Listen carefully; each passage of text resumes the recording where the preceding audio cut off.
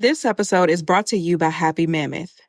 Ladies, you know, it's time of the month, a specific time that comes every single month for us where things get a little tricky.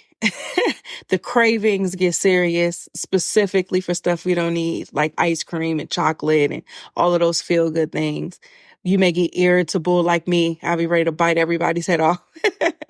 Or you may be in that phase of life where you are going through perimenopause or going through menopause and you're dealing with all of the symptoms that come from that. I want to tell you about Happy Mammoth, which is the company that created Hormone Harmony. They are dedicated to making women's lives easier, and that means using only science-backed ingredients that have been proven to work for women.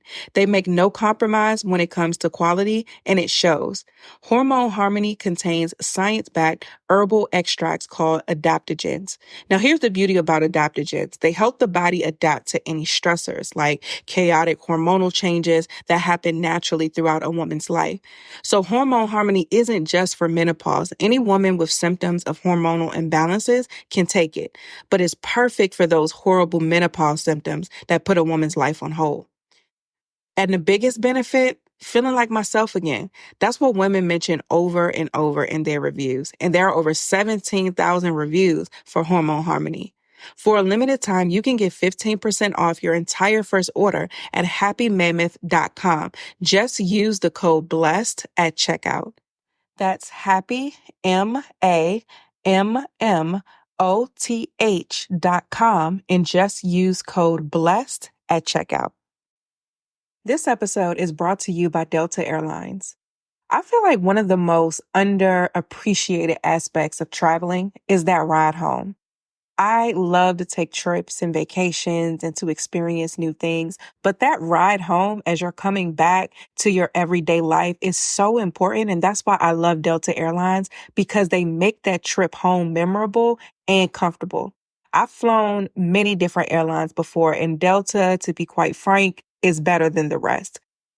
Delta Airlines has created an industry-leading flying experience. You always get that welcome and caring service. They even have sustainable alternatives for in-flight dining, like plant-based dishes, and someone like me who has dietary restrictions, that's extremely important. They have bamboo cutlery and organic, gluten-free, nutrient-packed snacks.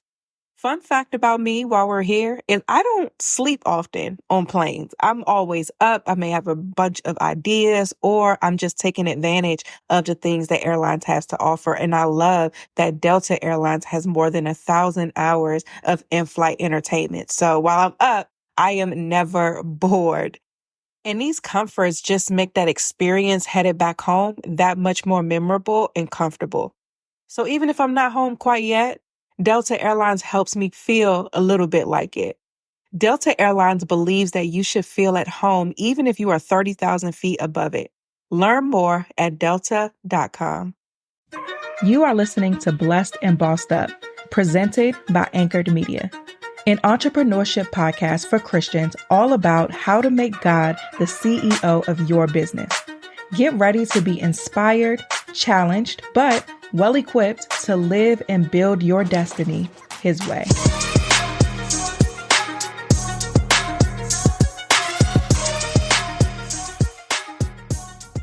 Hey guys, welcome to another episode of the Blessed and Bossed Up podcast. Today's episode, we are still taking our way through Joyce Meyer's Battlefield of the Mind book. Again, if you want to keep up or catch up, you can click the link in the show notes to get a copy of the book. If not, stick around because these episodes are blessing us regardless. Now, before we get into today's episode, remember it was actually a few weeks ago, I told y'all how I was getting ready to introduce a program and I was so excited about it, but God told me not to release it yet because it was just some family situations going on and He wanted me to be able to kind of get through those before releasing the program, because doing a launch in the middle of dealing with family situations would have not been a good look for me. And I am the type of person, my toxic trait is I feel like it's going to be fine. It can't be that hard. That is my mindset. And a lot of times I end up biting off more I can chew. And I just really thank God and I'm grateful for the Holy Spirit for always correcting me in real time. But that was then. and this is now. Your girl is rejuvenated and extremely excited about this program. For years, I have been helping people launch and grow their podcasts. I've worked with over 150 people to launch and scale their platforms, Christian podcasters in particular. When I first started helping podcasters, the issue or the gap in the market really was a lack of information. Podcasting was this hot commodity. A lot of people were seeing the value in it and they wanted to get into it, but they didn't know how. They didn't know where to start. They didn't know. It was just a lot of information that just was not there. And so when I first started Anchor Media, I really gave people the blueprint to launch and grow successful shows. Now, as the years have gone by and we see how popular podcasting is now, even with the emergence of video podcasts that we see on YouTube, it's no shortage of information because once people brush their teeth one good time, they want to start teaching it. Like, for real. That's always been a pet peeve of mine in this online world is I feel like you're not good at something because you did it. You are good at something or you're qualified to teach or coach other people to do something if you're able to duplicate your success. And so for me, even before I launched Anchor Media, I took on clients pro bono because Blessed and Bossed Up was not going to be my only success story. And even to this day, I never do case studies or marketing on Blessed and Bossed Up. It's always on clients and other people that I have or shows that I've built. And so over the years, though, now everybody and their mama is teaching you how to launch or grow a podcast, many of which don't know what they're talking about. I can always tell how far someone has gotten in the industry based upon the strategies that they're teaching. But that's neither here nor there.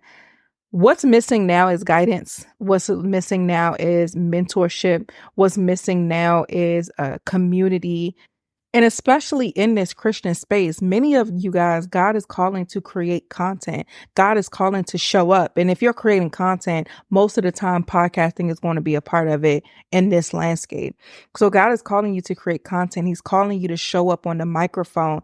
And the reality of life as a Christian podcaster is it's way bigger than the RSS feed. Is way bigger than the recording and what are your topics going to be and the microphones and the tech and the strategy and the marketing and the monetizing, all of those things.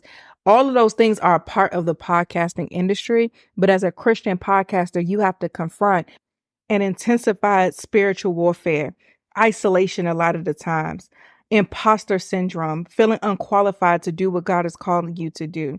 Then adding that to the strategy part, what will happen is the numbers will start to intimidate you. If nobody's listening, you'll start to feel a certain type of way. Then that'll impact your message. Then you start to doubt yourself and you're wondering, is this God? Is this me? It's not getting the result, but I'm doing what God says. So do I need to change something? There's so many nuances that go behind creating as a Christian.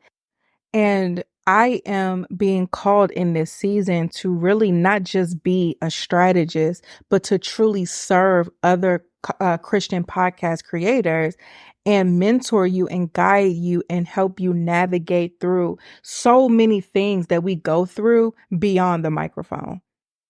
And I'm very, very excited about the release of this program. Now, before my program comes out, I'm having a town hall where it's going to be myself and some other clients and friends of mine who are Christian podcasters. And we are going to just have a pull-up session.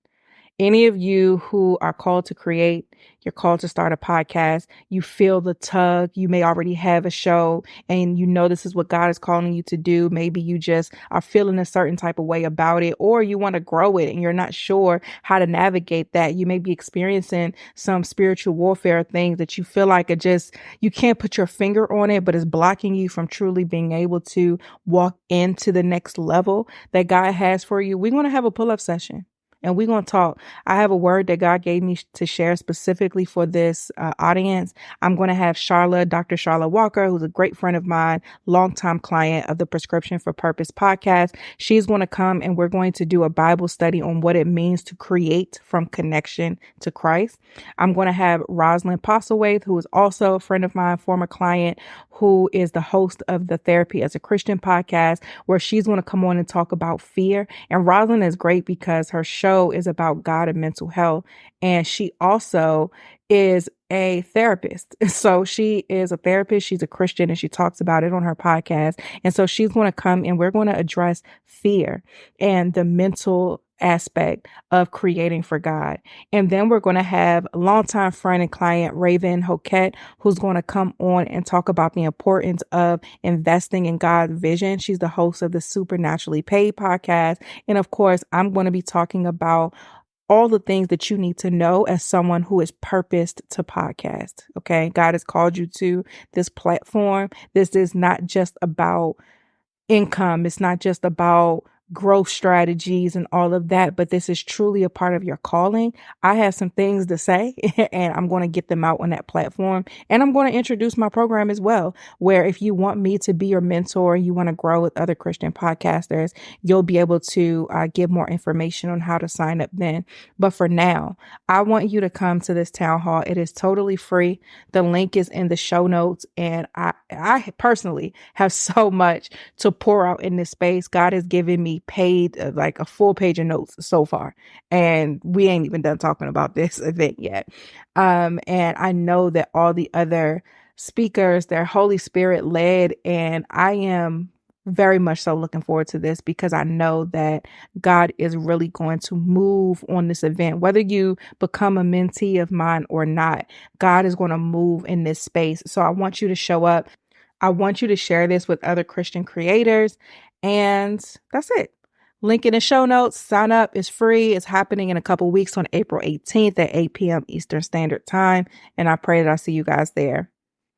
All right. Hopping into chapter 9 of the book. The title of this chapter is A Wandering Mind. And this chapter really goes in on a wandering mind. So one that's just a little bit of everywhere, and a wondering mind where you're always trying to think about or anticipate or wonder what God is going to do or what's going to happen next. So she starts off the chapter with 1 Peter 1 and 13. In the King James Version in the book, it says, "Wherefore gird up the loins of your mind." So I had to read this in another translation because what you saying? Right? Gird the loins of your mind. What loins are in my mind? So I had to look that up in a different translation. And so in the New Living Translation, it says, "So prepare your minds for action and exercise self-control. Put all your hope in the gracious salvation that will come to you when Jesus Christ is revealed to the world." In the NIV version, it says, "Therefore, with minds that are alert and fully sober, set your hope on the grace to be brought to you when Jesus Christ is revealed at his coming." Now, again, the title of this chapter is A Wandering Mind. And this section of the book is all about the conditions of the mind. The last episode, it really set a baseline for what normal means for the mind of the believer. And here it starts to explore, or Joyce starts to explore, the different abnormal states of the mind. And so what she's saying here off the gate is that a mind that is wandering or wondering is abnormal. This episode is brought to you by NetSuite. I've been in business long enough to truly know and understand that it's not just about how much your business makes, but it's about how much your business keeps. Here's some quick math. The less your business spends on operations, on multiple systems, on delivering your product or service, the more margin you have and the more money you keep. NetSuite is the #1 cloud financial system, bringing accounting, financial management, inventory, HR into one platform and one source of truth. With NetSuite, you reduce IT costs because NetSuite lives in the cloud with no hardware required. It's accessed from anywhere. You cut the cost of maintaining multiple systems because you've got one unified business management suite.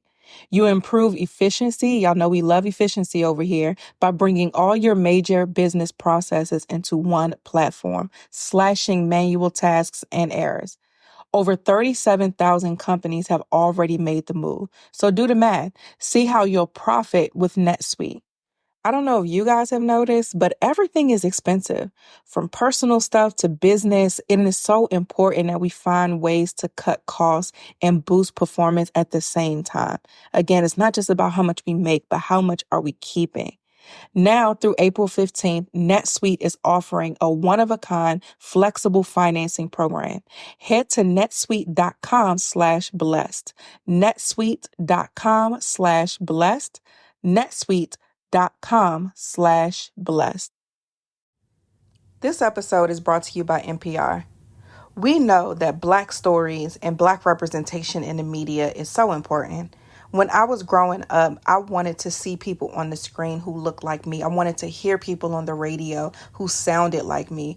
One of my fondest memories of my childhood was growing up and listening to our local radio station. And my favorite media personality, if you're from the DMV area, you know him, is Russ Parr. And I listened to the Russ Parr Morning Show every single day on the way to school. That was my first introduction to Black people in the media. And I just remember how I felt connected to the hosts, their guests, all the segments, how even my mother, anyone who was in a car with us, just felt connected to the stories and had a great time engaging with the show. And it's something that's inspired me today, just really wanting to connect with my listeners through my platforms. The next generation of influential Black voices can be found on NPR's new collection, Black Stories, Black Truths. Black Stories, Black Truth is a celebration of Blackness from NPR. Each of NPR's Black voices are distinct, varied, and as nuanced as the Black experience itself. I think one of the things that so many places get wrong about the Black experience is they make us to be a monolith. And we're not. We are so different and we have so many perspectives. There's so much diversity even within Black stories. In the Black Stories, Black Truths collection, you'll hear stories of joy, resilience, empowerment, and creating world-shifting things out of struggle. Every episode is a living account about what it means to be Black today, told from a unique Black perspective. So everywhere from Bobby Shmurda to The Wire, Michelle Obama to reparations, there's no limit to the range of Black stories, Black truths. My favorite part of the series is the diversity of perspectives because I believe that one of the most frustrating things about being Black in America is the way they try to group us all together as if we don't have different backgrounds, different thoughts, different opinions, different cultures within our culture. And I love that diversity. In NPR's Black Stories, Black Truths, you'll find a collection of some of NPR's best podcast episodes celebrating the Black experience. Turn on NPR today and hear a range of voices as varied, nuances, and as Black as the country we reflect. Stories should never be told about us without us. Listen now to Black Stories, Black Truths from NPR, wherever you get your podcasts. The first thing I have highlighted, she says, an inability to concentrate indicates mental attack from the devil. Many people have spent years allowing their minds to wander because they've never applied principles of discipline to their thought life. Quite often, people who cannot seem to concentrate think that they're mentally deficient. However, an inability to concentrate can be the result of years of letting the mind do whatever it wants to do, whenever it wants to do it. A lack of concentration can also be a symptom of vitamin deficiency. Certain B vitamins enhance concentration. Therefore, if you have an inability to concentrate, ask yourself if you're eating right and are nutritionally sound. I love that she touched on this because there are certain physical elements that can cause brain fog. And so lack of nutrition and being deficient in certain vitamins is definitely one. So it's important that as we discuss the supernatural, that we discuss the natural as well. So for you listening as someone who wants to be of sound mind, who wants to exercise the principle of 1 Peter 1:13, which tells us to make sure that our minds are alert and fully sober, we have to make sure that not only are we free from the influence of alcohol or our emotions or any other type of substances, but we also are fueling our bodies so that we have healthy minds.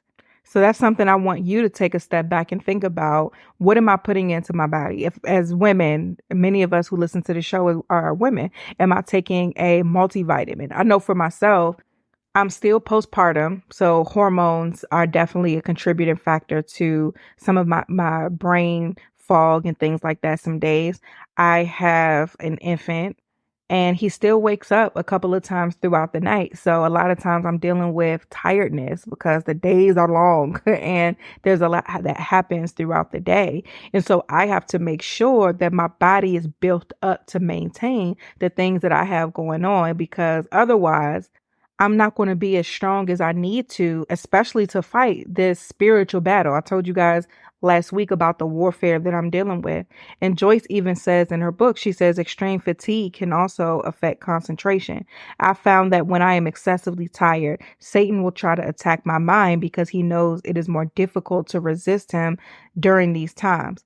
The devil wants you and me to think that we are mentally deficient so that we will not attempt to do anything to cause him problems. He wants us to passively accept whatever lies he tells us. And it's so important that we deal with the conditions of our mind and we do the physical things to fuel our bodies well, because it does take physical effort to engage in spiritual battle. It takes physical effort to be clear-minded enough to be able to hear from the Holy Spirit, to know what to pray. It takes physical effort to make sure that we are intentional about setting aside time to pray, to reach out to our wise counsel and get on our prayer calls, or whatever it is that you're doing in this season as it relates to your own engagement in spiritual warfare. It does take an element of physical participation. And in order for us to do that well, in order for us to do that as best as we can, we got to make sure that we're feeding our bodies well and taking care of our temples. Back to the mind, though. She moves on to bring up Ephesians 5:1. And in the NIV version, it says, guard your steps when you go to the house of God. Go near to listen rather than to offer the sacrifice of fools who do not know that they are wrong. The version she has right in the book is the Amplified version. And it says, keep your foot. Give your mind to what you were doing. Now, when I first read this, I didn't see how this applied. It kind of felt like a reach. And I'm saying this because I want you guys to have the practice of, don't just be glossing over scriptures when they're in books. Go and read the scripture, read it in context, open your Bible and just do a deeper dive into it so that you can see the text for what it is and not just the way in which any author is making it fit. So with this, the version that she uses in the book about keep your foot, I'm like, I'm not seeing how this matches up. So I went to my Bible, which is in a different translation than what she uses. I believe she's using the Amplified version, and then my Bible is in the New Living Translation. So when I go to Ephesians 5:1 in my Bible, it says, as you enter the house of God, keep your ears open and your mouth shut. It is evil to make mindless offerings to God.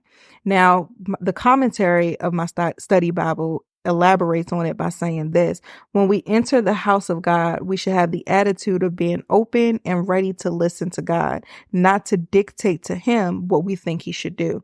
So essentially what this text is saying is it's about focus, and a wandering and wondering mind is a mind that is not focused. And it is up to us to make sure that we are disciplined mentally to where we are focused on God and what he's saying and not just what we want him to do. So we're not just focused on the fact that we want to be debt free. We're not just focused on the fact that we want him to get us a new job or make our business take off or get us away from our job. We're not just focused on how we want him to show up, but we're focused on him, and we are open-minded enough to be able to receive whatever it is that he has for us. Joyce goes on to define wander. She says, Webster's dictionary defines the word wander as 1, to move about aimlessly, 2, to go by an indirect route or at no set pace, 3, to proceed in an irregular course or action. And then she says to think or express oneself unclearly or incoherently. She says, if you're like me, you can be sitting in a church service, listening to the speaker, really enjoying and benefiting from what's being said, when suddenly your mind begins to wander. After a while, you wake up to find that you don't even remember a thing that's been going on. Even though your body stayed in church, your mind has been at the shopping center, browsing through the stores, or at home in the kitchen cooking dinner. Remember, in spiritual warfare, the mind is the battlefield. That is where the enemy makes his attack. He knows very well, even though a person attends church, if he can't keep his mind on what's being taught, he will gain absolutely nothing by being there. The devil knows that a person cannot discipline himself to complete a project if he cannot discipline his mind to keep it on what he is doing. And I must say that right now, especially in a lot of these churches, is that much more important that we are sober, vigilant, and that we are focused on what is happening and not letting our mind go all over the place. And I love that she even gave strategy here. She talked about how the wandering mind could even come up in conversation. So she says how sometimes she'll have conversations with her husband and then her mind will wander off. And then she'll come back and be like, wait, hold up. I ain't hear nothing that you said. What happened? And he had to essentially repeat himself so that she could focus on what was being said. And so she gave a strategy that what she would do is, or she said one way to combat the enemy in this area is by taking advantage of the recorded messages provided by most churches. If you haven't yet learned to discipline your mind to keep it on what's being said in church, then buy a recording of the sermon each week and listen to it as many times as you need in order to get the message. Now, we got a little update here to where we don't got to buy the recordings. I remember when I was growing up, you had to buy the CDs after service. But in today's age, a lot of things are streamed online. A lot of churches turn their messages into podcasts. So a way that you can be proactive and just really train and discipline your mind, because again, you have to discipline it. This is something that you have to practice. It's not going to happen overnight. A way that you do that, if you know, like in church today, my mind wandered a little bit. I got caught up in what was happening this week and my email and all of that. So let me go watch it again online so that I could get the message. Oh man, I watched this online and now my mind wandered some more. My phone rang. Somebody called me. My kids needed me. I'm going to listen to the podcast on the way to wherever. Man, my mind started wandering again. So let me listen to it again when I get home, but just continuously being persistent so you can get the message. She said, I've decided that if the devil went to the trouble of attacking me with a wandering mind, then perhaps something was being said that I needed to hear. She says the devil will give up when he sees that you're not going to give in. The Bible even tells us to resist the enemy and he will flee. So we have to be very intentional about disciplining our mind and not just giving in to the ways in which the enemy mentally manipulates us.